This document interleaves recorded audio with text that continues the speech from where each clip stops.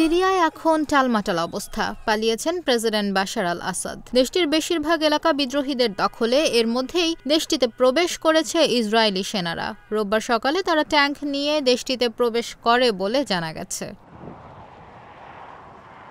Israeli সংবাদ মাধ্যম Times of Israel ছাড়াও এ নিয়ে প্রতিবেদন প্রকাশ করেছে মেহের নিউজ। এসব প্রতিবেদনে বলা হয়, এর মধ্য দিয়ে গত ৫০ বছরের মধ্যেই প্রথম সিরিয়া এভাবে প্রবেশ করল ইসরায়েলি সেনারা।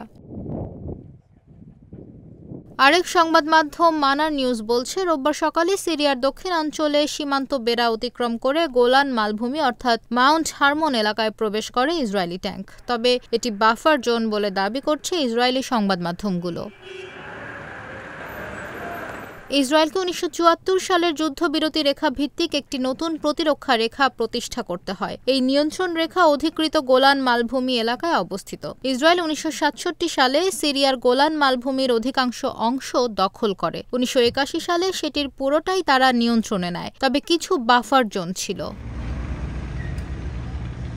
গত ২৬ নভেম্বর নতুন করে আসাদ বাহিনীর ওপর হামলা চালাতে শুরু করে বিদ্রোহী গোষ্ঠী হায়াত তাহরির আল শাম। প্রথমে আলেপ্পো শহর দখলের পর দ্রুত রাজধানী দামেস্কের দিকে এগোতে থাকে তারা। এরপর মাত্র ১১ দিনের মাথায় আজ রোববার দামেস্ক মুক্ত করার ঘোষণা দিল বিদ্রোহীরা। এই ঘোষণার মধ্য দিয়ে কার্যত সিরিয়ার দীর্ঘ ৫৪ বছরের স্বৈরশাসনের অবসান ঘটল।